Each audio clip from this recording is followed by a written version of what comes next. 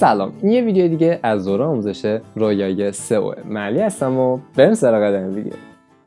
توی جلسه میخوایم راجع به بهتر شدن سرعت بارگذاری یک صفحه و تأثیرش توی سئو صحبت بکنیم. اینکه چقدر سرعت لود شدن سایت شما تو سئو موثر و چجوری میتونیم سرعت سایتمون رو بهتر بکنیم. فرض کنید آقا شما دنبال خرید لباسید و سرچ میکنید خرید لباس. تو گوگل 10 تا نتیجه میبینید. چیکار میکنید؟ میاد 4 تا اول باز میکنید معمولا دیگه. 4 تا اول باز. 1 2 3 4. خیلی میدونید بالا یا مثلا تو گوشیتون کدومش سریعتر لود شده میرید اول اونو ببینید. همین الان سایتی که لودش کندتر بود باخت.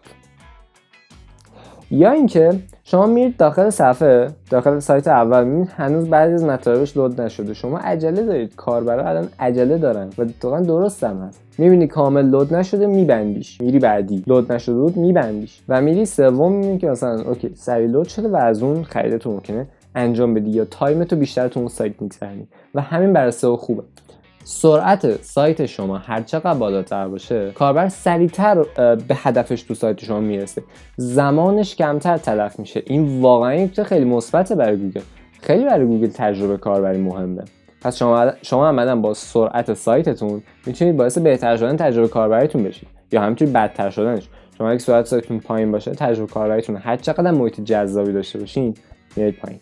پس سرعت سایت با سئو رابطه مستقیم داره. البته بازم میگم قرار نیست شما اوور اپتیمیزیشن انجام بدین، یعنی مثلا به جایی برسید که آقا انقدر بهینه باشه سایتتون که دیگه خیلی از امکانات رو نداشته باشین اون سایت. گوگل اینو میفهمه و میگه با اینا خیلی کار کردن پس رتبهشون میارن پایین‌تر. ولی به صورت کلی سرعت سایت شما باید یه معقول باشه، تو کمتر از مثلا 1 ثانیه لود بشه یا دیگه نهایتا 1 ثانیه و خورده‌ای برای لود شدنش طول بکشه، یهو 1 دقیقه نشه.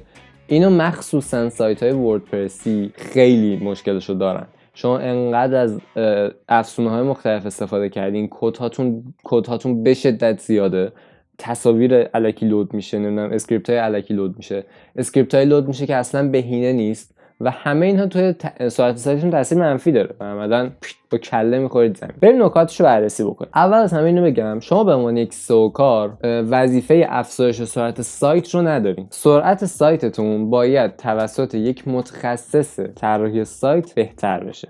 توی ویدیو قبلی گفتم اگر شما هم طراح سایتین، هم سئو کارین، هم نمیدونم بهینه‌سازی سایت انجام میدین، هم محتوا تولید میکنید و غیره، نمیتونید تو حوزه سئو موفق بشید چون شما نمیتونید همزمان 1000 تا کار انجام بدید و تو هر 1000 تاش هم تخصص داشته باشید.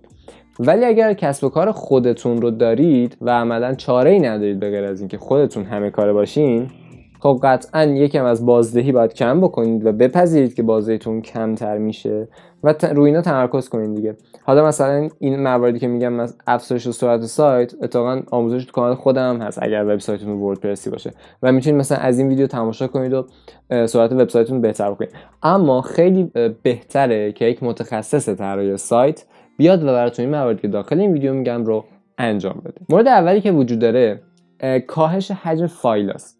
فایل CSS، جاوا اسکریپت، نمیدونم تصاویری که تو صفحه استفاده شده، انیمیشن هایی که استفاده شده و همه این موارد هر کدومشون حجم اشغال میکنن. یک تایمی نیاز دارم اینکه دانلود بشه توسط مرورگر کاربر. پس شما عملا با بهینه‌سازی یا فشرده‌سازی اسکریپتاتون CSS، جاوا اسکریپت و اینا میتونید حجم اونها رو کاهش بدید، اصطلاحاً مینیفایشون بکنید یا مثلا تصاویرتون رو کمپرس بکنید یا حجمشون رو کم کنید بدون اینکه از کیفیتشون کاسته بشه. چه ویدیویی که لینکشین بالا میاد براتون آموزش کاهش حجم تصاویر رو گذاشتم و میتونید از اون استفاده بکنید. البته راجع به کاهش حجم تصاویر بهتون میگم، کاهش حجم تصاویر بدون افت کیفیت میتونه زیر مجموعه وظایف یک سئو کار باشه. من راجع به طراحی سایت گفتم نیستش زیر مجموعه‌شو. حجم تصاویر چیزیه که اصلا وظیفه سئو کاره. مثلا وقتی یک سایت به شما تحویل داده میشه که حجم تصاویرش خیلی زیاده، نمیتونی به کارفرما بگی اول اصلا بیا طراح گرافیک استخدام کن، تصاویرتو کاهش حجم بده بعدا من سئو تو انجام میدم. نه، اصول سئو یکیش کاهش حجم تصاویره و واقعا کاری نداره. شما باید با توجه به اون ویدیویی که بهتون گفتم این کارو برای سایتتون انجام بدید. پس از مورد یک که بهتون گفتم، فقط بخش کاهش حجم تصاویرش مستقیما وظیفه سئو کاره. مورد دو هم کمتر وظیفه سئو کاره، ولی شما باید بلد باشید مشکل کار کجاست. ببین من نمیگم، من آموزش این کارو الان بهتون نمیدم که، دارم بهتون میگم که چی باید انجام بشه. شما بدونید چه کاری باید انجام بشه، حالا میسپریدش به اون طراح سایت اون مجموعه. مورد دومی که باید انجام بشه فعالسازی کش مرورگر یا کش سمت کاربره. شما به هر دلیلی وارد سایت دیجیکالا اگر بشید، مثلا 2 ثانیه لود شدنش طول بکشه، سری بعد که وارد سایتش بشین دیگه 2 ثانیه طول نمیکشه، نیم ثانیه طول میکشه، چون قبلا کشش داخل مرورگرتون ذخیره شده و عملا یه بار از اون سایت بازدید کرده بودید، دیگه فایل تکراری نیاز به لود شدن نداره. پس باید کش سمت کاربر فعال باشه و داخل مرورگرشون کش ذخیره بکنید. حالا به طراح سایتتون باید بگین که کش مرورگر رو فعال بکنید. و اگرم بخواید بدونید که چطوری عمل میکنه، میاد تصاویر، CSS ها و جاوا اسکریپت ها و کلا اسکریپت ها رو داخل مرورگر کاربر که یک بار اومده چک کرده سایتتون رو ذخیره میکنه که اگر سری بعدی خواست بیاد تو سایتتون دیگه فایل تکراری عملا از اول دانلود نشن و توی زمان صرفه‌جویی میشه. مورد سوم کاهش زمان پاسخ سروره یا مثلا سرور ریسپانس. بازم میگم این ربطی به شمایی که سئو کار هستین نداره، ولی باید بدونید همچین چیزی هست، چون که ما بررسی میکنیم، ما به عنوان سئو کار میایم دونه دونه اینا رو بررسی میکنیم. شما باید بدونی CSS چیه، باید بدونی جاوا اسکریپت چیه، باید بدونی بهینه‌سازی تصاویر چه جوری انجام میشه، باید بدونی پاسخ سرور چیه. قرار نیست پاسخ سرور رو تغییر بدی زمانشو، چون تو اصلا با سرور کاری نداری، ولی باید بدونی چیه. باید فردا به اون طراح سایت بگی آقا اینه که مشکل ساز شده تو سئو، این مشکل رو باید حل کنی. پس تشخیص مشکل با شماست، درسته حلش با شما نیست، ولی بازم میگم تشخیصش با شماست. پاسخ سرور یعنی آقا وقتی کاربر اومد تو سایت شما، یه درخواست به سرور ارسال میشه که آقا یه کاربر اومده ببینه این فایل رو بهش بده، مثلا فلان جاوا اسکریپت فلان چیز، تا اون صفحه لود بشه. این رفت و برگشته میگن ریسپاند سرور. هر چقدر سرورتون قوی تر باشه، پردازندهای بهتری داشته باشه، رم بیشتری داشته باشه، یا اصطلاحا بهینه تر باشه، نیاز به صرفا بیشتر بودن اینا نیست، از این منابعی که داره بهینه استفاده بکنه، خب ریسپانسش بهتر میشه، زمانش کمتر میشه و برای کاربر بهتره. مورد بعدی استفاده از CDN. CDN یا Content Delivery Network یه شبکه توزیع محتواه که همونجوری بودش که گفتم CSS و جاوا اسکریپت رو نمیدونم مثلا تصاویر اونها روی کش مرورگر ذخیره میکنه، CDN میاد اینا رو تو کش خودش ذخیره میکنه، عملا کش سمت سروره یه جورایی. پس شما وقتی که مثلا بذار اینجوری بگم، CDN یعنی مثلا کلادفلر، مثلا ابراروان، شما فرض کنید تو تهران نشستید سایت رو باز میکنید، دیگه نیازی نیست اولا درخواستتون ارسال بشه مثلا به سرور اصلیتون که تو آمریکاست بعد دوباره برگرده، چون بالاخره مسافت هر چقدر بیشتر بشه زمان پاسخ هم بیشتر میشه. مثلا درخواستتون ارسال میشه به نسخه کش شده یه وبسایت توی فرض کنید برج میلاد تهران و این بعد مسافت کمتر. این مورد اول، پس زمان پاسخو کمتر میکنه. مورد دوم اینکه شما عملا یک نسخه کش شده و زنده از سایتتون همیشه روی اون CDN دارید و این درخواست و ارساله کمتر به سرور اصلیتون فشار میاره و عملا بازدهیش هم بهتر میشه دیگه و سریعتر هم انجام میشه. پس عملا یکی از مزایای CDN اینه که محتوا از نزدیکترین سرور به کاربر منتقل میشه. یه دیگه‌اش همین بود که فشار کمتری به سرور اصلی وارد میشه. یه دیگه‌اش همین بود که ریسپانس سرور رو خودش کمتر میکنه. مورد بعدی فعالسازی لیزی لوده یا عملا بارگذاری تنبل، اصطلاحاً تو فارسی بهش میگن. یعنی چی؟ آقا وقتی که یه صفحتون باز میشه توش ممکنه 10 تا عکس داشته باشین دیگه، ممکنه هستش که یه دونه ویدیو هم داشته باشه. خب وقتی که کاربر اون صفحه رو باز کرده هر 10 تا عکسی که همزمان نمیبینه، یکم که اسکرول کنه عکس اول، یکم دیگه اسکرول کنه عکس دوم و همینطور تا عکس دهم. لیزی لود عملا میاد کار میکنه که تا زمانی که کاربر نزدیک یه عکس نشده اون عکس لود نمیشه. یعنی وقتی کاربر اون صفحتون رو باز میکنه تو حالت فعال بودن لیزی لود فقط یک عکس لود میشه، وقتی اسکرول کرد عکس دوم لود میشه، همینطوری سوم، همینطوری چهارم تا زمانی که به دهم برسه. ولی وقتی لیزی لود غیر فعال باشه توی همون اولین کلیکی که کاربر رو سایت شما کرد عکس یکم تا دهم با هم دیگه لود میشه. خب عملا سرعت کاربر محدوده، نمیدونم قدرت پردازش فرض کنید سرور شما محدوده و سرعت لود شدن اون صفحه کمتر میشه چون عملا حجم اون صفحه بیشتر میشه. خب پس با فعال بودن لیزی لود باعث افزایش سرعت وبسایتتون میشین، چون هر چیزی که نیاز نباشه اون لحظه لود نمیشه و هر وقت که نیاز بهش داشتیم لود میشه. مورد بعدی بهینه‌سازی کد هاتونه. توی صفحتون مخصوصا میگم وردپرس، توی سایتتون خیلی از اسکریپت هستن که حضورشون الزامی نداره، اصلا نیاز نیست که وجود داشته باشن. تو اون صفحه هیچ استفاده ازشون نشده. فرض کنید ووکامرس نصب کردین. ووکامرس یه افزونه است برای فروشگاهان. ووکامرس نصب کردین رو وردپرستون و توی صفحه فرض کنید دسته‌بندی مقالاتتون هیچ نیازی به ووکامرس لود شدن نداریم، ولی تمامی اسکریپت های ووکامرس لود میشه. یا مثلا المنتور نصب کردین، خودش کلی اسکریپت داره لود میکنه، خیلی جا اصلا نیاز نیست. بهینه‌سازی کد یعنی شما یا اون طراح سایتتون باید بیاد و کدهایی که استفاده نمیشن رو حذف بکنه. توی تک تک صفحات‌ها کار خیلی سختیه، ولی واقعا باید انجام بشه. بخاطر میگم وظیفه شما نیست، اما شما باید بدونید مشکل کجاست. میبینید که میرید تو جی تی متریکس فرض کنید، تو ابزارهایی که سرعت سایت رو بررسی میکنید، میبینید آقا این ارورها رو دریافت کرده. شما باید بدونید وقتی از تعداد زیاد اسکریپت داره صحبت میکنه، درخواست‌های زیادی به سرور ارسال میشه و درخواست‌های الکی ارسال میشه، باید بدونید راه حلش اینه که به اون طراح سایتتون بگید کدهای سایت رو بهینه کن. کدهایی داره استفاده میشه تو سایت که الان نیازی بهشون نیست، کدهای اضافی داره لود میشه و کاربر رو سرعتشو میاره پایین. پس خیلی از کدهای جاوا اسکریپت یا مثلا کدهای CSS اصلا حضورشون تو اون صفحه نیازی نداره. اون صفحه میتونه خیلی بهینه‌تر باشه. یه مورد دیگه هم بهتون گفتم چی بود؟ بهینه‌سازی پایگاه داده یا دیتابیستون. ساختار دیتابیس باید بهینه باشه، از موارد غیر ضروری توش استفاده نشده باشه. بازم میگم انجام دادن این کار شما نیستا. شما باید ببینید از این مورد مشکلی هست یا نیست و به طراح سایتتون بگید آقا دیتابیس بهینه نیست، دیتابیس رو برام بهینه کن. حالا چه با تغییر دادن ساختار اون دیتابیس، چه با تغییر دادن تخصصی که توی مثلا دیتابیس وجود داره. میگم اینها دونستنشون وظیفه شماست، ولی انجام دادنشون وظیفه طراح سایت. مورد بعدی بهینه شدن سایت شما برای موبایل. عملاً طراح سایتتون باید وبسایتتون واکنشگرا طراحی بکنه یا ریسپانسیو اصطلاحاً، که اگر کاربری با گوشی خواست بره تو سایتتون، یهو مثلا 2 قرن طول نکشه لود بشه، آخرش هم تصاویر رو نمیدونم ظاهر سایت در به داغون باشه. خیلی از کاربرا با گوشی میان تو. شما وقتی که طراح سایتتون برای کامپیوتر بهینه کرده باشه، کاربری که با گوشی میاد همه چی رو به هم ریخته میبینه. این به هم ریخته دیدنه خیلی وقتا تو سرعت سایت هم تاثیر داره. خیلی وقتا با بهینه نبودن وبسایتتون شما الان کلی مشتری رو با گوشی از دست میدین. یعنی وقتی که با گوشی هستن شما ندارینشون و این عدد میتونه 80% باشه، چون 80-90% افرادی که میان تو سایت شما احتمالاً الان در سال 2024 با موبایلشون هستن. برای موبایل بهینه شده باشه، این خیلی مهمه. مورد بعدی نظارت دائم روی سرعت هر کدوم از صفحاتتون، مخصوصا صفحاتی که خیلی براتون مهمه. شما باید با استفاده از ابزارهایی مثل GT Metrics یا مثلا پیج اسپید اینسایتس یا مثلا پینگدام یا مثلا ابزار ایرانی مثل میزفا تولز، مثل ابزار واکاو، اینا رو براتون هر کدومش رو اینجا اسمشون به همراه لوگوشون رو گذاشتم که ببینید.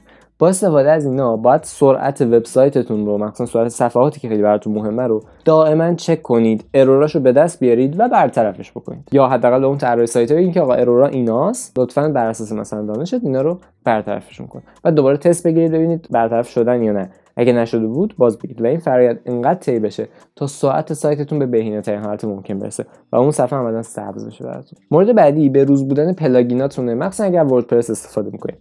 شما یه زمان هست که سرعت وبسایتتون رو بهینه می‌کنید، اوکی، ولی بعد از زمان، بعد از مثلا یه سال، چند ماه، یه سری آپدیت‌ها میاد براش که اگر آپدیت‌ها رو انجام بدید دوباره از حالت بهینه ممکنه در بیاد.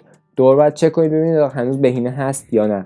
اگر نبود بهینه‌اش بکنید. خیلی وقتا ممکنه زمانی که شما آپدیت نمی‌کنید دیگه بهینه نباشه. مثلا شما وقتی آپدیت می‌کنید بهینه‌تر هستش، پس بهتر آپدیت کنید.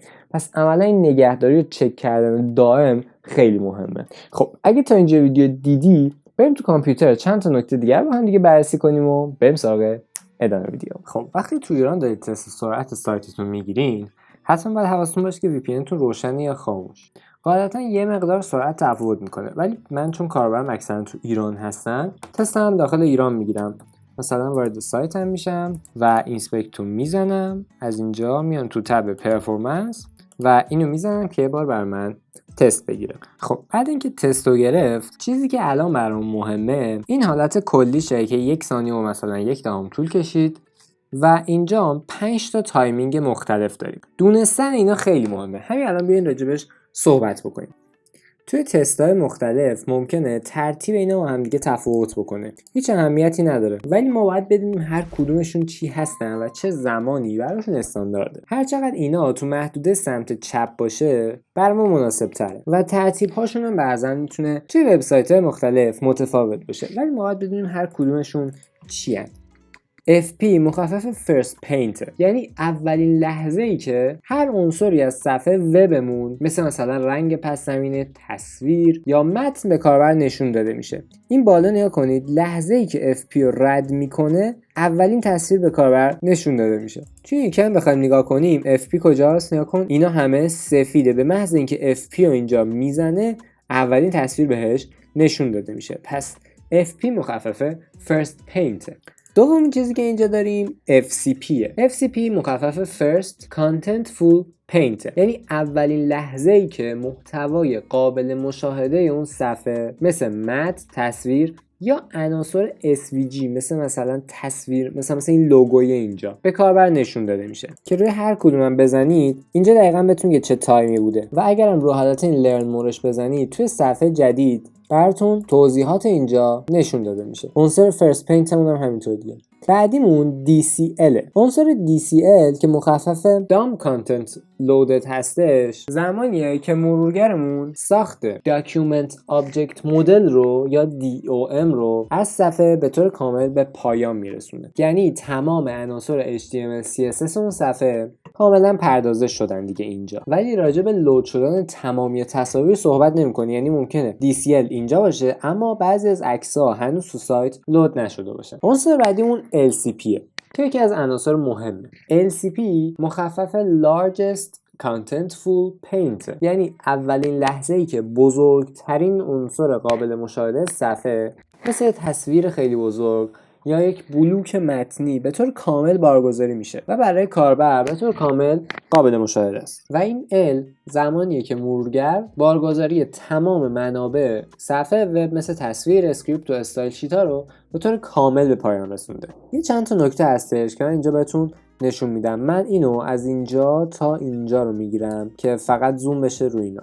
FP و FCP معمولا نزدیک همن. این ورم ببین FP و FCP نزدیک همن. عملا First Paint و First Contentful Paint شروع تجربه کاربری هن، در صورت که LCP DCL نشون دهنده تموم شدن پردازش شدن HTML و CSS و این چیزاست ولی ممکنه هنوز کامل لود نشده باشه. LCP یعنی کاربر جایی که میتونه با صفحه وب تعامل کنه و لودم نشون دهنده بارگذاری کامل تمام منابع اون صفحه است. ولی همچنان ممکنه که صفحه برای کاربر تعاملی نباشه، یعنی LCP بعد از L اتفاق بیفته. برای بعضی از سایت ها ممکنه امکان پذیر باشه این حالت. بریم یه جای دیگه بررسیش بکنیم. من وارد دیجیکالا میشم و میخوام این حالت رو برای دیجیکالا چک کنم. راست کلیک، اینسپکت، میام توی پرفورمنس و این رو میزنم. الان توی دیجیکالا این الش یا لودش مثلا 23 ثانیه حدوداً طول کشید. من شاید اگه اینو دوباره رفرش بکنم این مقدار کمتر بشه. چرا؟ چون راجع به کش براتون صحبت کردم. توی حافظه مرورگرم یه بار اینا لود شده بودش و دیدی 23 خورده ثانیه رو الان توی 3 ثانیه خورده ای زد. FP مون، FCP مون، DCL مون، LCP مون و L مون. این پایین هم شما میتونید ببینید که هر کدومش چه اتفاق افتاده توی هر کدوم از این زمانا. اینجا هم کاملا میتونید هر کدوم از این مواردی که لود شده یا اسکریپت هایی که لود شده رو ببینیدشون. خیلی خوب، بریم سراغ بعدیمون. مورد بعدی که اینجا داریم نتورکه. من از اینجا یه بار صفحه‌مو رفرش میکنم. نگاه کن اینجا چیزایی که به ترتیب داره لود میشه. می‌بینی این پایین چیزایی که داره لود میشه و زمان لود شدن هر کدومش اینجا مشخصه. من میخوام این واترفالش از همه بزرگتر نشون داده بشه که شما متوجهش بشین. ببین از اینجا لود شدن صفحه شروع شده، اومده پایین، مثلا یه همچین چیزی، مثلا 4 ثانیه لود داشته میشده تا دانلود شده. چی بوده حالا؟ مثلا یه دونه از فایل‌های جیسون این سایته که داره تو دیجیکالا لود میشه و همونطور که بیام پایین‌تر به عناصر دیگه برمیخورم، مثلا جاوا اسکریپت ها، اینا که هر کدومش یه مدت طول کشیده تا لود شه. هر چقدر اینا کمتر باشه برای من بهتره و عملا هر چقدر تعداد اینا کمتر باشه فشار کمتری به سرورم وارد میشه. پس یکی زمانشون، یکی تعدادشون مهمه. کار بعدی که میکنیم توی بخش لایت هاوس میتونم آنالیز بکنم رو حالت نویگیشن، موبایل یا دسکتاپ و اینها رو باید آنالیز کنم. شما برای تست کردن این حالت بهتر که اولین سه تا نقطه رو بزنید و این حالت رو انتخاب کنید که این بیاد سمت چپ. حالا اگه لایت هاوس بگیرید تصویر موبایل اینجا بهتر میتونه شبیه سازی بشه.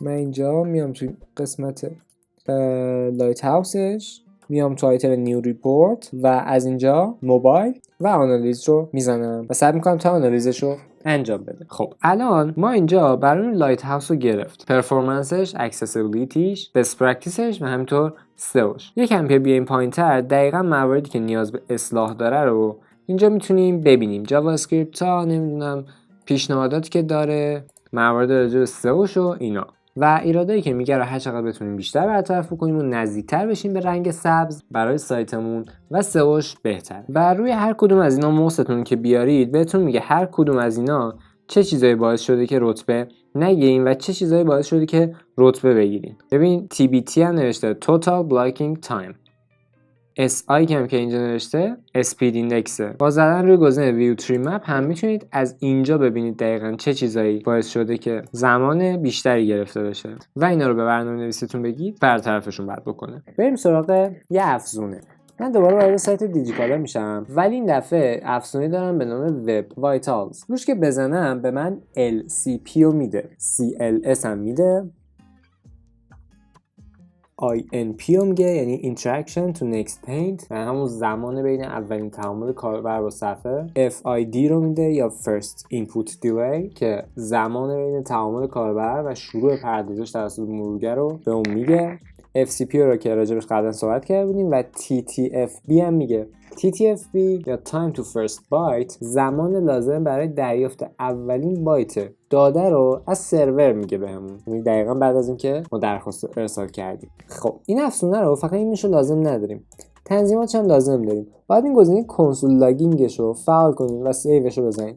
حالا وقتی تو دیجیکالا از اینجا اینسپکت میگیرید و میایید تو دب کنسول بهتون اینا رو میگه. ببین اینجا FCP رو هم میده، همون First Contentful Paint و اگر روش بزنیم دقیقا میگه چیه، میگه هر کدومش هم چقدر طول کشیده. TTFB هم اینجا بهمون میگه دقیقا چقدر طول کشیده و عنصر CLS هم بهمون میده Cumulative Layout Shift که عنصرش چیه؟ عنصرش اینه. خب وقتی که اینو بزنی یعنی کاربر موسش رو بیاره روی این، عملا این CLS هست دیگه، مثلا اینو که بزنی این یه تیکه تغییر میکنه که به همون حالت خوب رو داده. اوکی، مورد بعدی LCP. LCP یا همون Largest Contentful Paint عملا میاد اون بزرگترین چیزی که اینجا لود شده برای کاربر نشون میده. بزرگترین چیز چیه اینجا؟ این بنر است و اگه دیجیکالا بخواد ارتقا بده باید زمان لود شدن این بنر رو تیم برنامه‌نویسیش بهتر بکنن. CLS بعدی رو اینجا به اون میگه، دوباره LCP بعدی، دوباره CLS بعدی و همینطور باقی مواردش. شما فقط اینها رو باید بدونید. از طریق این افزونه میتونید پیدا کنید و با برنامه‌نویستون در میون بذارید تا این مشکلات رو برطرف بکنه. یه مقدار که با سایت کار بکنید دوباره روی این افزونه بزنید Cumulative Layout Shift هم براتون مشخص میشه و INP هم اینجا براتون مشخص میشه. خیلی خب این الان اوکی شد دیگه. مورد بعدی که باید بررسی بکنید برای سایتتون سایت GT Metrics و Google Speed Insights یا Page Speed Insights. رو هر کدومش که برید براتون میاره. GT Metrics هم همینطور. ممکنه البته فیلتر باشه براتون لحظه که دارید شما نگاه میکنید و با استفاده از VPN قاعدتاً باید برید. خب توی Page Speed Insights ما عملاً هم مثلا هم دیجیکالا رو وارد میکنیم، چون اون تستا رو برای دیجیکالا گرفتیم اینا رو برای دیجیکالا بگیریم، تجزیه و تحلیل رو میزنیم و از این طرف هم توی GT Metrics همین کار انجام میدیم و صبر میکنیم تا کارش تموم بشه. هنوز کارش تموم نشده، داره باقیش رو نگاه میکنه. GT Metrics هم به همین صورت. وقتی که GT Metrics اومد ایران تحریم کرد یا سایت‌های ایرانی رو تحریم کرد، میزفا اومد یه دونه ابزار شبیه GT Metrics بهمون ارائه داد. سایت واکاو هم این کارو میکنه. شما از سایت واکاو هم میتونید تست بگیرید. عملا اینجا همون دیجیکالا رو وارد میکنیم و تست راندمان رو میزنیم. توی پیشخوان میزهامون هم همینطور سمت راست نگاه کنید گزینه هست به نام واکاوی صفحه. اینو میزنیمش و نوشته به دلیل تحریم‌های ابزار GT Metrics این ابزار رایگان شده. از اینجا وارد میکنم آدرس رو و مثلا میزنم رو حالت ایران و واکاویکون رو میزنم. خب اینا تقریبا تموم شدن. الان ریپورتی که از دیجیکالا بهمون داد 27 69% و همینطور باقی موارد. الان تقریبا شما همه اینا رو بلدین. شما به من بگین LCP چیه؟ آفرین، زمانی که بزرگترین عنصر صفحه وب مثل تصویر بزرگ به صورت کامل بارگذاری میشه. پس لود شدن بزرگترین عنصر تصویریش 4 ثانیه طول کشیده. CLS چقدر طول کشیده؟ 22 صدم. CLS چی بود؟ Cumulative Layout Shift که میزان تغییرات غیرمنتظره رو توی چیدمان صفحه در حین بارگذاری اندازه‌گیری میکنه که اگر مقدارش خیلی زیاد باشه میتونه باعث آزار کاربر بشه، مخصوصا زمانی که روی فرض کنید روی عنصر کلیک میکنه و یهو جابجا میشه به یه المان دیگه. مثلا یه مثالشو براتون بزنم. اینجا اینو میزنم یهو المان تغییر میکنه، یا دوباره میام پایین اینو میزنم المانش تغییر میکنه. این تغییرات المانا اصطلاحاً پرش و جابجایی میزانش با CLS اندازه‌گیری میشه. عواملی که باعث افزایش CLS میشه تصاویر بدون ابعاد مشخصه، فونت‌های مختلف با تأخیر توی بارگذاریشونه، یهو مثلا تبلیغات با ابعاد نامشخص که تو صفحه نشون داده میشه، یا مثلا محتواهایی که به صورت پویا تغییر میکنن ولی خیلی دیگه اوورنه. حالا اگه ما بیایم مثلا برای تبلیغات اون فضا رزرو کنیم، بگیم ما مثلا تبلیغات فقط تو این بخش قابلیت ران شدن دارن، CLS کم میشه. برای تصاویر و ویدیوهامون فرض کنیم یه ابعاد وقتی مشخص کنیم CLS میاد پایین. عملکردهای جاوا اسکریپت اون بهتر باشه، مخصوصا اون اسکریپتایی که باعث ایجاد محتوای پویا میشه اگه بهینه‌اش باشن، تأخیر توی بارگذاری به حداقلش میرسه، پس CLS میاد پایین. از دو تا آیتم پریلود و پری کانکت هم اگر استفاده بکنیم میتونیم منابع خاصی رو مثلا اولویت بندی کنیم. اینا رو بعد به برنامه‌نویستون بگین تا اینکه اینا رو رعایت بکنه. با توجه به توضیحاتی که تو دیسکریپشن نوشتم، شما میتونید برای بهینه‌تر شدن هر کدوم از اینا یه سری از اقدامات رو انجام بدین و نکاتی هم که مرتبط با هر کدوم هستش رو به صورت تخصصی و اختصاصی اینجا میتونید ببینیدش. این پایینم بهتون گفته اکثر این 30 ثانیه رو چه چیزایی استفاده کرده، چقدر لود شدنش طول کشیده. تب پرفورمنس شما میتونید هر کدوم از این زمانا رو دقیق بررسی کنید و بهینه‌اش بکنید. تب استراکچر همینطور، شما هر کدوم از اینا ارورایی که دارید و میتونید بررسی کنید ببینید مشکل کجاست. واترفال شبیه همون چیزیه که تو مرورگر بهتون نشون دادم. اینو دقیقاً بهتون میگه. اگه جاش ارور داشته باشید یا اگه از زمان خیلی زیاد اینجا تلف شده باشه، مثلا فرض کنید اینجا، میتونید مشکلشو برطرف بکنید. توی ویدیو هم که اگه فکر کنم نسخه پریمیومش داشته باشید یا مثلا لاگین کرده باشید میتونید فعالش بکنید. هیستوریش هم بر اساس تعداد بارایی که از این سایت تست گرفتینه. خیلی خب بریم بعدی. پیج اسپید این سایت رو که قبلا با هم دیگه کار کرده بودیم توی همون حالت لایت هاوسمون، ولی یه سری مواردی که اضافه تر داره رو شما باید اینجا بررسی کنید تا مشکلاتش رو ببینید و برطرف کنید. توی حالت دسکتاپ هم دقیقاً همین موارد رو به شما میگه. باید حواستون باشه که دسکتاپ با تلفن همراه عملکردهای متفاوتی دارن و هر کدوم از اینا یه سری استانداردهای خاص تو هر کدومشون داره. مثلا تو تلفن همراه استانداردش متفاوته، اینجا استانداردش متفاوته. توی سایت واکاو هم عملا شما دقیقا همین موارد رو دارید. بهتون نمودار آبشاریه رو داده، هم واترفال رو داده. اومده توی صفحه بهینه سازیش بهتون گفته که باید چی کار بکنید، عملا گفته چیا رو باید، دقیقا به فارسی توضیح داده دیگه، گفته چیا رو باید اصلاح بکنید و کامل توضیح داده. توی تب جزئیاتش هم میتونید حجم جاوا اسکریپت رو، عکس، همه اینا رو به ترتیب ببینید به همراه تعدادشون و زمانشون. و این پایینم تعداد درخواست‌ها و فهرستشون رو میتونید ببینید. هر چقدر تعداد درخواست‌ها کمتر باشه، شما عملاً فشاری کمتری دارید به سرورتون وارد میکنید که اینجا 178 درخواسته. شما همینو دقیقاً توی سایت میزفاتولز هم دارید. خلاصش هر کدوم از اینا رو بهتون گفته، تغییر چیدمان رو مثلا گفته CLS، زمان تعامل، شاخص سرعت و همینطور بقیه‌شون. راجع منابع صحبت کرده و همینطور باقی مواردمون. توی تب عمل کرد میتونین ویژگی عملکردیشو ببینین، اشتباهاتشو اینجا در بیارین و برطرفش بکنین اونا رو. توی بخش سئوش بهتون یه سری پیشنهاد داده که بتونید این پیشنهادها رو بررسی کنید. توی بخش منابع همینطور دقیقاً چیزایی که از منابع سرورتون داره استفاده میکنه رو اینجا بررسی کرده. توی بخش پردازش هم دقیقاً به همین صورت تفکیک زمان مصرف شده در CPU رو نوشته که شما اگر با برنامه‌نویستون صحبت بکنید باید بتونه اینها رو دونه به دونه برطرف بکنه و شما بررسی کنید و ببینید چقدر تغییر کرده. یعنی برطرف کردن حتی این ارورها یه روش نداره. ممکنه که برطرف کردن یه دونش با یه روش باشه، ممکنه برطرف کردن یه دونه دیگه اصلا با یه روش دیگه باشه، ممکنه یکی دو ماه حتی برطرف کردن تمام مشکلاتش توسط برنامه‌نویستون طول بکشه. ولی خیلی مهمه که همش برطرف بشه. یعنی شما مثلا باید بگید آقا فلان چیز ایراد داره، فعلا اینو درستش بکنین، بعدش این، بعدش این. میتونید بگی همش درست کنه ولی احتمالاً طرف شاکی بشه، بلند بشه بزنتتون. ولی خب شما باید از سیاستتون استفاده کنید و حرفتون رو به کرسی بشونید. بگید آقا فلان چیز، فلان مشکل وجود داره، شما مثلا باید برای اصلاحش اقدام کنید. طرف میره روشش رو پیدا میکنه و خودش برطرف میکنه. اگر خودتون سئو کار خودتون هستین و میخواین کار انجام بدین، خیلی ازتون زمان بره، چون برای تک تک این ارورها شما باید تو یوتیوب انگلیسی سرچ کنین، تو یوتیوب به فارسی سرچ کنین، تو سایت ایرانی، سایت خارجی، داکیومنت های مختلف بخونید تا به بهترین شکل اون ارور رو بتونید برطرف کنید. یعنی صرفا با دیدن این ویدیو شما نمیتونید ارور رو برطرف کنید، شما با این ویدیو میتونید ارور رو متوجه بشید. و مورد دیگه هم نمونده تو این قسمت، آخرین چیزی که برامون هستش سایت آن لایت هاوس. آن لایت هاوس همونجوری که توی سایتش الان با هم دیگه میبینیم، میاد لایت هاوس میگیره از وبسایتتون، ولی نه برای یه صفحش، برای تمام صفحاتش. حتما باید این کار استفاده کنید، چون لایت هاوس ما مثلا دیجیکالا دی لایت هاوس گرفتم، فقط تو صفحه اصلیش اینو گرفت. دیگه تو صفحه مثلا فرض کنید محصولاتش بخوام برم، دور باید بزنم این اتفاق بیفته. اگه بخوام برم تو صفحات فرض کنید خرید مثلا گوشی، دور باید این کار انجام بدم. اما آن لایت هاوس میاد کل سایت رو کراول میکنه و یا اینکه از سایت مپ استفاده میکنه و همه صفحات سایت رو شناسایی میکنه. ببینید تصویر خودش هم دقیقاً همینه دیگه. لایت هاوس از یه زاویه اصطلاحاً اومده عکس گرفته از این اینو نمادشو، اما لایت هاوس میبینی اومده همه زوایای اینو گذاشته. اصطلاحاً منظورش اینه که من همه زوایای سایت شما رو بررسی میکنم.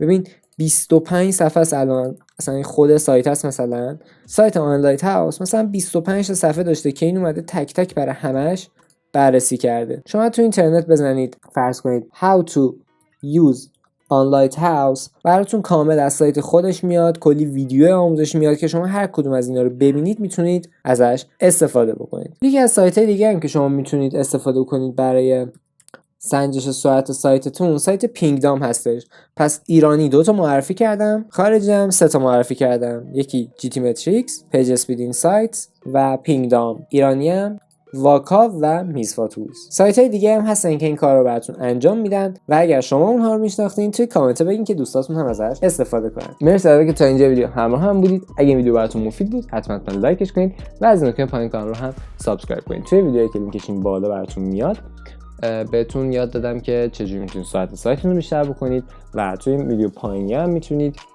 ادامه جلسات آموزش سئو رو دنبال کنید. ویدیو بعد میبینمتون. فعلا